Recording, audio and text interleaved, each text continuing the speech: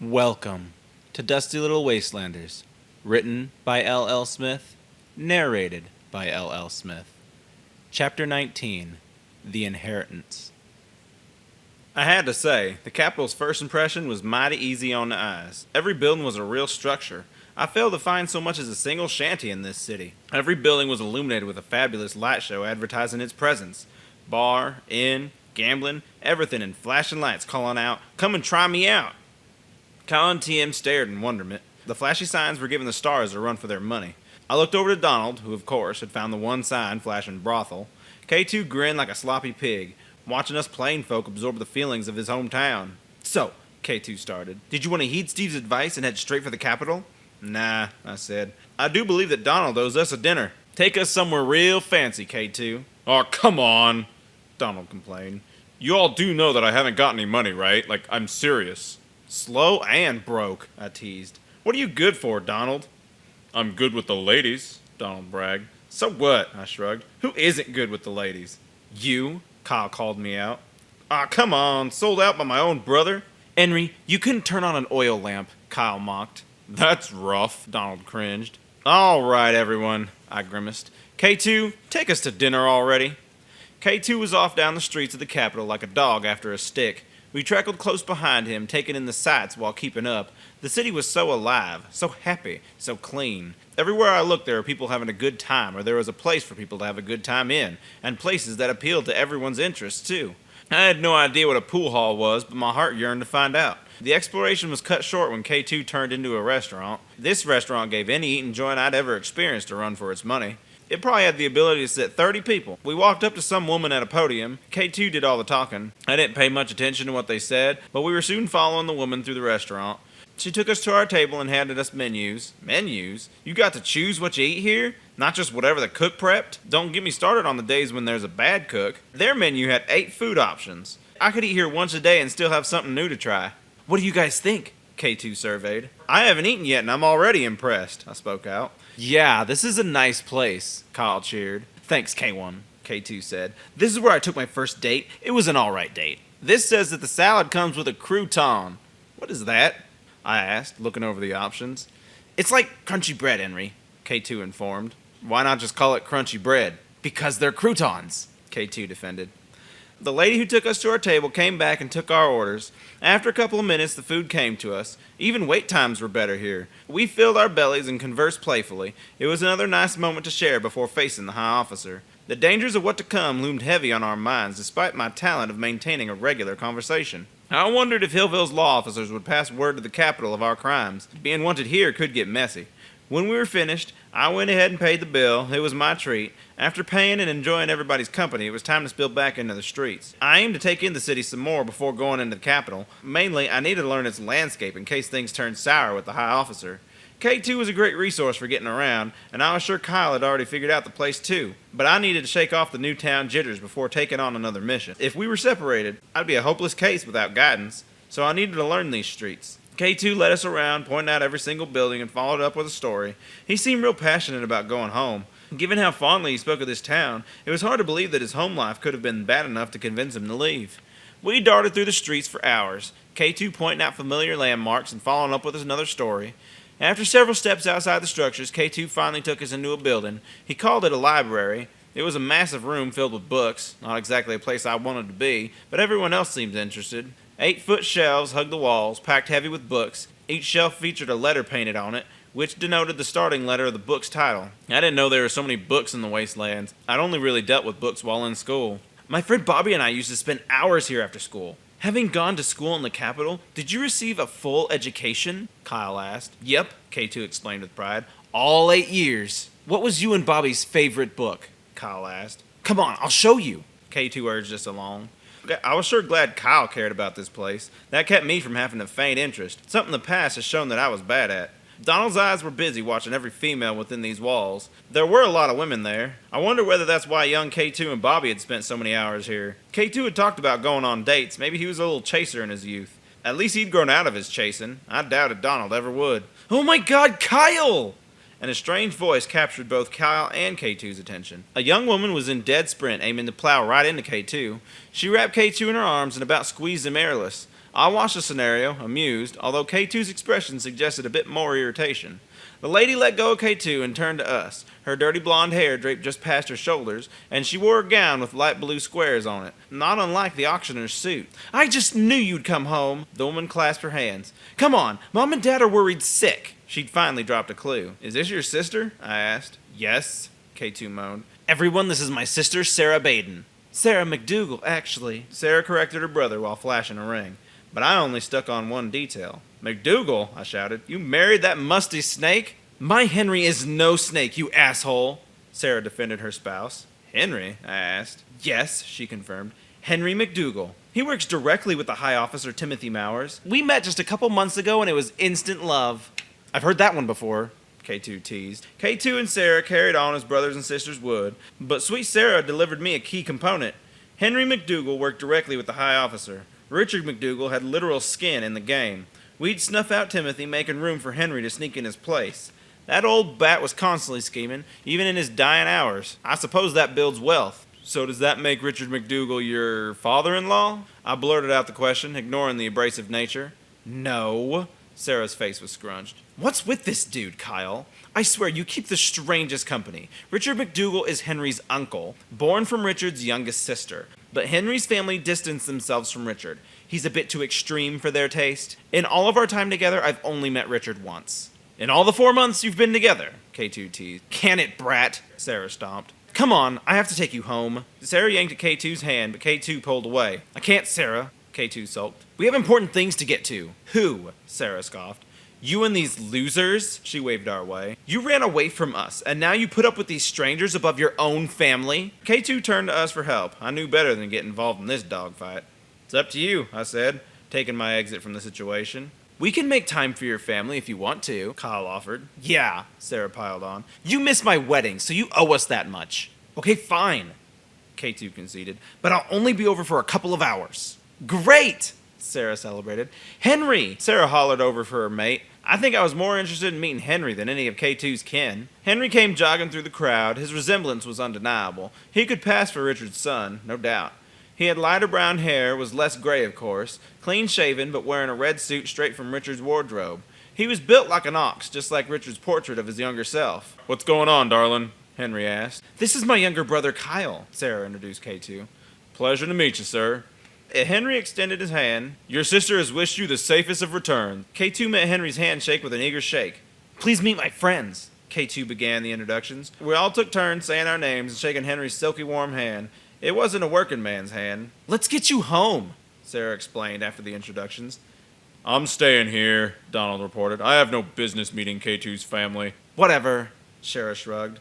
"We'll be back in a couple hours," I said. We followed Sarah out the library. She led the charge while K2 and Henry chatted it up. Kyle, TM, and I felt kind of see-through the whole time. No one really acknowledged us. It's no wonder Donald stayed behind, but I didn't want to seem rude. Plus, after all K2 had said about his family, I was intrigued enough to see if they'd learned their lesson. We turned into a housing lot with many mansions on every plot. Every house was as large as Esther's bar.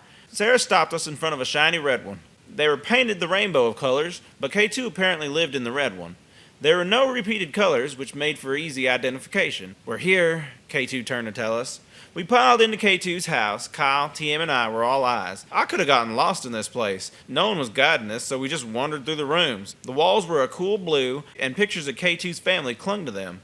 Having that many pictures made me wonder how easy it was to come across a camera in the Capitol. I'd only seen one once. Mom had insisted that we had a family picture taken, though Daddy was mad about its cost. I don't remember the event so much as I remember the picture. Kyle was an infant and everyone fought over who'd hold him in the picture. Mom eventually won that privilege. I counted 4 bedrooms on the ground.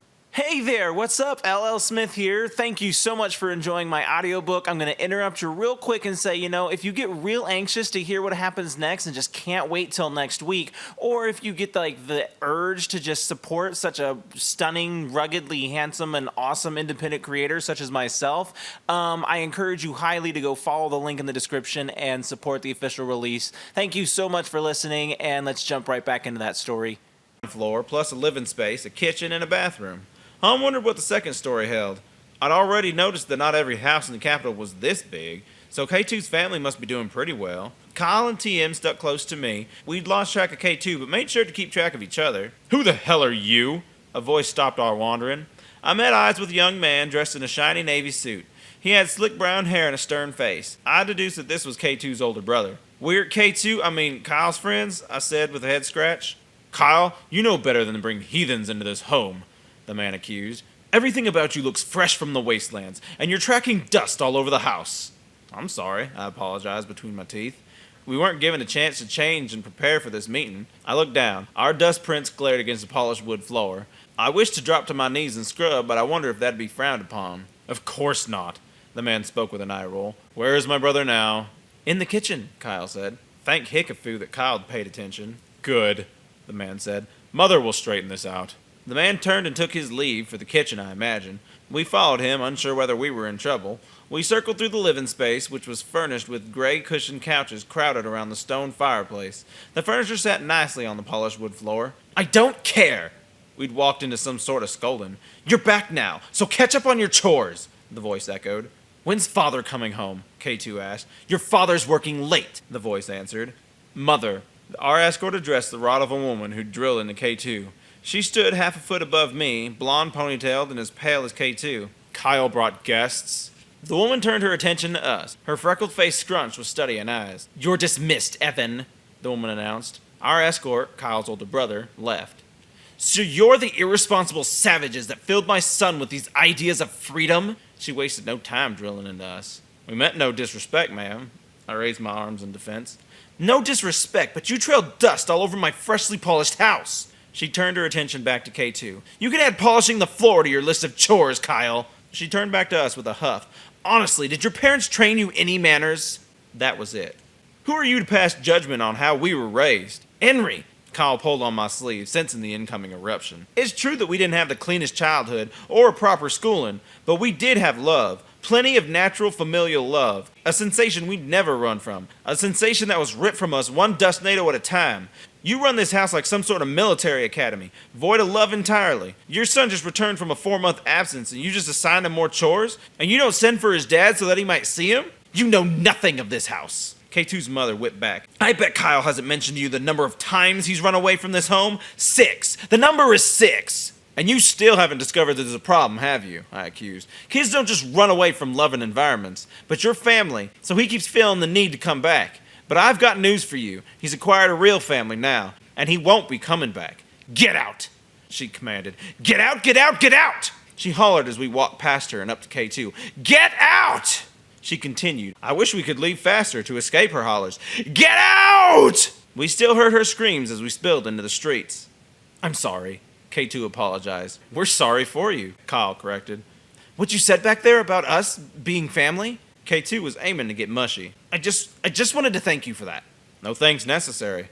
I cut my focus straight as we headed the hell out of that neighborhood. I swore I could still hear K2's mom. We'd made it out of the neighborhood and walked the streets of the capital once more. K2 didn't guide us this time. He didn't speak, and his movements were void of animation. I reckon he'd already come to terms with not returning home, but being forced into it once more was proper torture. I wished I could cheer him up, but that had never been my strong suit. I urged for Kyle to drop a silly joke, but nothing happened. Enry Duke! I'm looking for an Enry Duke! A man with a mouth cone marched the street shouting my name. He wore an all-blue uniform and had a satchel around his shoulder. I turned to K2 for an answer. That's the town messenger, K2 said. I have no idea why he's looking for you, but usually they call out to people in the center of town to deliver messages that came in from another town. Let's find out, I said with a shrug. We closed the gap between us and the messenger. He saw us coming and met our stride. Enry Duke? The man asked. That's me, I said. You were remembered in the will of Mr. Richard McDougall, the messenger announced. He passed away approximately 6 hours, 22 minutes, and 52 seconds ago.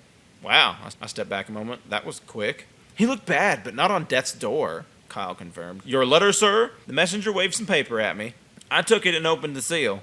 The messenger cleared his throat at me. I looked at him, slightly curious and mostly annoyed. He wants a tip, Enry? K2 said. Oh, I said, reaching in my pocket. I'm sorry, I don't know your people's customs. That's apparent. The messenger pointed his nose. Here's $5. Is that normal, I asked. Quite adequate, yes. The messenger took the money and left. I was finally allowed to read my message from the late Mr. McDougall. Dear Mr. Enry Duke, the letter was addressed. I thank you and your brother for showing me the flaws in my beliefs. The physicians claim that I am at the end of my story, so I won't have the chance to do good by my favor to you.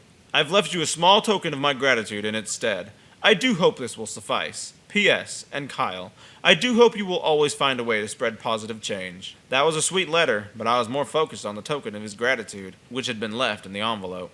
I fished out the bank slip that lay at the bottom of the envelope. It was laced with gold trim and loaded with fancy writing. I handed the letter to Kyle. He'd care to keep this sort of thing. I gazed wide eyes upon the number on the bank slip. I needed 2 hands to count the zeros. What is it? Kyle asked. He left us $1 million, I said, with my breath fleeing my lungs. He what? K2 exclaimed.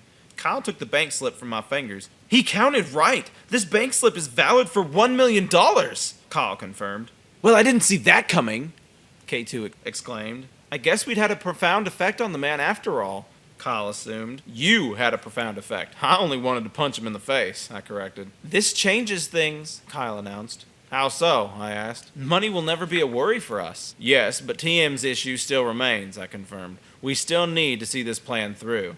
Yeah, I know, Kyle sulked. I could tell he wanted this to change things somehow, but it didn't. We'd never be in the clear unless we ended the High Officer's obsession with TM. With Timothy Mowers out of the picture, Henry McDougal will be left as our new High Officer. As cheesy as he was when we met, he still felt like real leather. I felt confident that the McDougal family tree could bear pure fruit. That's what the Wastelands needed, an honest leader. Richard McDougal had organized his nephew's empowerment in his final moments, perhaps his most profound deed, and it had remained unknown to most. End of chapter 19.